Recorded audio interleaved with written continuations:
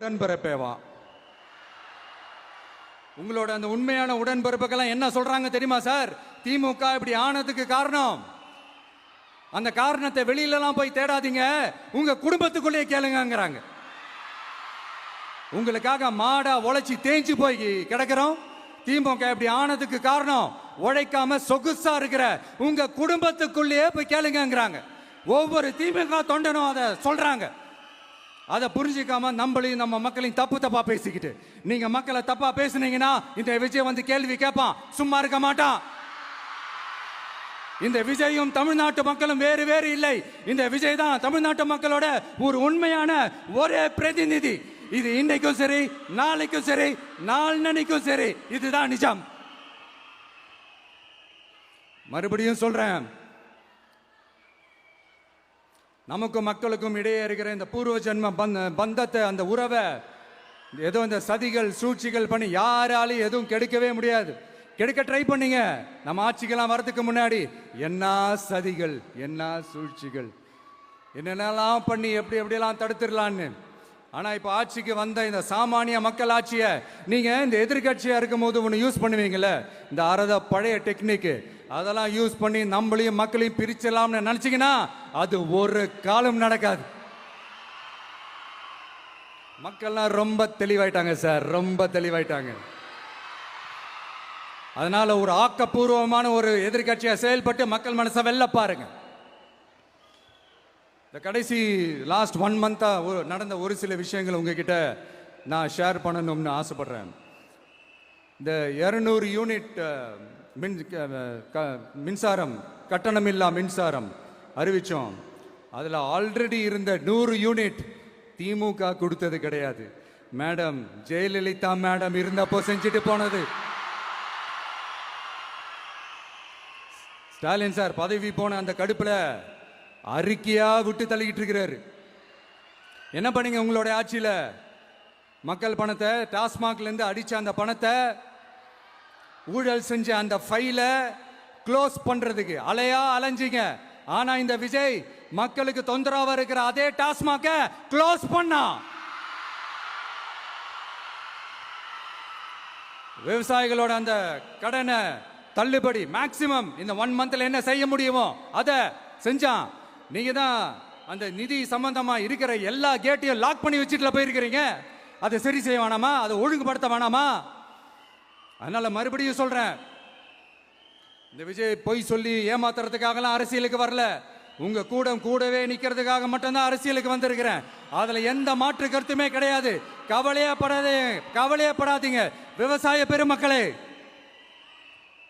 அடுத்து இந்த சட்டம் ஒழுங்கு, அது சரியில்லை இது சரியில்லைன்னு சொல்லி திமுகவும் மற்றும் பலரும் மாறி மாறி கூவுறீங்க. நான் ஒண்ணு கேட்கிறேன், இந்த மாடல் அரசுன்னு சொல்றீங்களே, அதுல என்ன செஞ்சு வச்சுட்டு போயிருக்கீங்க? ஒரு ஊரு விடாம, ஒரு தெரு விடாம போதை பொருள் கலாச்சாரம் அப்படியே ஸ்ப்ரெட் ஆகி கொட்டி கிடக்குது. அது அப்பவே இனிஷியல் ஸ்டேஜ் அதை நீங்க கண்ட்ரோல் பண்ணிருந்தீங்கன்னா இத்தனை பெண்களை இழக்க வேண்டிய ஒரு சூழ்நிலை ஏற்பட்டிருக்குமா? எல்லாத்தையும் பண்ணிட்டு பழிய தூக்கி ஏன் மேல போடுறாங்க. நீங்க என்ன பழி நம்ம மேல போட்டாலும் மக்கள் நிம்மதியா வாழக்கூடிய அந்த செயலை கண்டிப்பா இந்த விஜய் செஞ்சுதான் காட்டுவான். அதுக்காக தான் எஃபிஷியன்டான போலீஸ் ஆபீசர்ஸ் அப்பாயிண்ட் பண்ணியிருக்கிறேன். எஃபிஷியன்டான அந்த போலீஸ் ஆபீசர்ஸ் டீம் அப்பாயிண்ட் பண்ணியிருக்கிறேன். பெண்கள் பாதுகாப்பான அந்த சிங்க பெண் காவல் படை நெக்ஸ்ட் வீக் அதை இனாகரேட் பண்ண போறோம். தப்பு செஞ்சவங்களுக்கான தண்டனை, அதுக்கான சார்ஜ் ஷீட் எல்லாமே ரொம்ப ஃபாஸ்டா, ரொம்ப ஸ்பீடா செய்யறதுக்கான அந்த வேலையை செய்ய சொல்லி இருக்கிறோம். கோர்ட்ல கூட தப்பு செஞ்சவங்களுக்கான அந்த கடுமையான தண்டனை வாங்கி கொடுக்கறதுக்கான அந்த வேலையையும் ரொம்ப சீக்கிரமா செய்ய சொல்லி இருக்கிறோம். அதனால நீங்க என்ன பழி நம்ம மேல போட்டாலும் உண்மையா உறுதியா மக்களுக்கு தேவையான எல்லா விஷயங்களையும் இந்த விஜய் செஞ்சு தான் காட்டுவான். இப்படியெல்லாம் நம்ம சொல்றதுனால இவங்க என்ன சொல்லுவாங்க தெரியுமா? அவங்க தான் ஆட்சியிலே இல்லையே, அப்புறம் ஏங்க அவங்கள குறை சொல்றீங்க அப்படின்னு கேட்பாங்க. வேர்ல வெந்நியை ஊத்திட்டு போனவங்கள வெளிச்சம் போட்டு காட்டாம பின்ன வேற என்ன சொல்லுவாங்க? இதெல்லாம் மக்கள் கிட்ட நம்ம தெளிவா எடுத்து சொல்லணும் இல்லையா? அதுக்காக தான் இதெல்லாம் சொல்லிட்டு இருக்கிறேன். நம்ம மக்களுக்காக இவ்வளோ வேலை பார்க்குறோம். ஆனால் இவங்க அதையெல்லாம் விட்டுட்டு குதிரை பேரம் பண்ணுறாரு, அது பண்ணுறாரு, இது பண்ணுறாருன்னு சொல்லிட்டு தப்பாக கதையெல்லாம் அடித்து விட்டுக்கிட்டு இந்த தீய சக்தியும் தீந்து போன சக்தியும் அதாங்க திமுகவும் மற்றும் பலரும் ஒன்னா சேர்ந்துக்கிட்டு திருட்டுத்தனமா யாருக்கும் தெரியாம ஒரு ஓரமா மூலையில உட்கார்ந்துட்டு பேரம் பேசி கூட்டு சேர்ந்து ஆட்சி அமைச்சு கொள்ளையடிக்க திட்டம் போட்டாங்க. அது ஏன் தெரியுமா? உங்களோட இந்த டிவிக்கு ஆட்சி அமைஞ்சா அவங்க பொழப்பே போயிடும். அந்த கொள்ளையடிக்கிறது, லஞ்சம், ஊழல் எல்லாமே கத்தம். அதான் இந்த காரணம். அடுத்து ஸ்டாலின் சார், திமுக இப்போ தீய சக்தி மட்டும் இல்ல, மக்களை விட்டு ரொம்ப தூரமா போன தூர சக்தி, ஓர சக்தி, கோர சக்தி, பார சக்தி. நீங்க எப்போ இந்த தீந்து போன சக்தியோட நீங்க கூட்டு சேர்ந்துக்கிட்டு ஆட்சி அமைக்கணும்னு நினைச்சீங்களோ அப்பவே இந்த திமுக தூர்ந்து போன சக்தியாகவும் ஆயிடுச்சு. நீங்களாம் நம்மளை பத்தி அவதூறு பேசலாமா சார்? இது நியாயமா? மக்களை இவ்வளவு பெரிய மக்கள் சக்தி நம்மளோடு இருக்கும் போது நமக்கு எதுக்கு வேற அரசியல்? எலெக்ஷன்ல 50-60 வருஷமா இருந்த சாதிய உடைச்சிருக்கிறோம், மதத்தை உடைச்சிருக்கிறோம், காசு கொடுத்து ஓட்டு வாங்கறத உடைச்சிருக்கிறோம். நாம எது செஞ்சாலும் கான்ஸ்டிடியூஷன்ல தான் செய்வோம். நாம சிங்கிள் மெஜாரிட்டி வாங்கி இருந்தாலும் நம்மளை நம்பி முறையா கூட்டணியில கட்சியில ஆதரிக்க வர்றவங்களை அரவணைச்சு தான் இருப்போம். நான் இப்பவும் மீண்டும் டிக்ளேர் பண்றேன், டிவிகே ஆட்சி எந்த பாகுபாடும் இல்லாம எல்லாருக்குமான ஒரு ஆட்சியா தான் இருக்கும். அதுல எந்த மாற்றமும் கிடையாது. ஸ்டாலின் சார் மாதிரி ஊசலாட்டம் இருக்கவே இருக்காது. மதச்சார்பற்ற கொள்கையில சமரசமே இல்லை. மாநில உரிமைகள்ல விட்டு கொடுக்கவே மாட்டோம். நதி நீர் உரிமைகளை விட்டு கொடுக்கவே மாட்டோம். சமூக நீதி, சம நீதிய, சமத்துவ நீதிய ஒரு நாளும் விட்டு கொடுக்கவே மாட்டோம். அதனால திருச்சி கிழக்கு தொகுதி மக்களே, தமிழ்நாட்டில் இருக்கிற 234 தொகுதியும் நம்ம தொகுதி தான். அதுல எந்த கட்சி ஜெயிச்சிருந்தாலும் அது நம்ம தொகுதி தான். பெரம்பூரா இருக்கட்டும், திருச்சி கிழக்கா இருக்கட்டும், எனக்கு 2 கண்கள் மாதிரி. அதுலயும் திருச்சி கிழக்கு என் செல்ல புள்ள மாதிரி.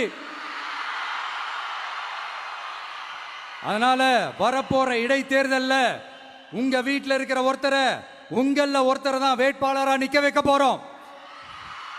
நீங்க எப்படி இந்த விஜய்க்கு ஆதரவு கொடுத்து ஓட்டு போட்டு ஜெயிக்க வச்சீங்களோ அதே மாதிரி வரப்போற இடைத்தேர்தல்ல உங்களுடைய அந்த வேட்பாளரையும் ஜெயிக்க வைப்பீங்கன்ற அந்த ஒரு நம்பிக்கை நான் முழுமையாக தான் நம்புறேன்.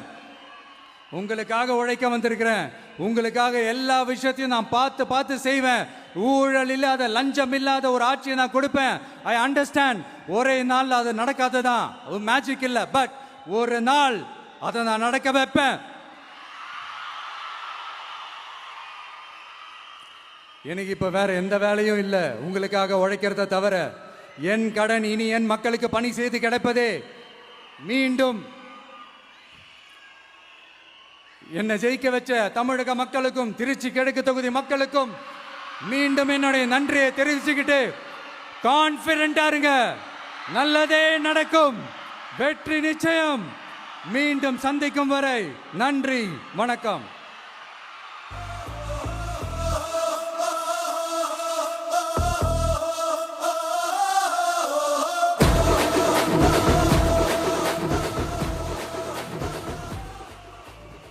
பணநாயகத்தை உடைத்த எங்கள் ஜனநாயகம் தமிழ்நாடு புது வரலாற்றை உருவாக்கிய மாண்புமிகு முதலமைச்சர் அவர்களுக்கு பரிசு வழங்கி சிறப்பு செய்வதற்காக மூத்த அரசியல் தலைவர் மதிப்பிற்குரிய திரு வெல்லமண்டி நடராஜன் அவர்களை அரங்கம் நிறைந்த கரவொலியோடு அன்போடு அழைக்கிறோம்.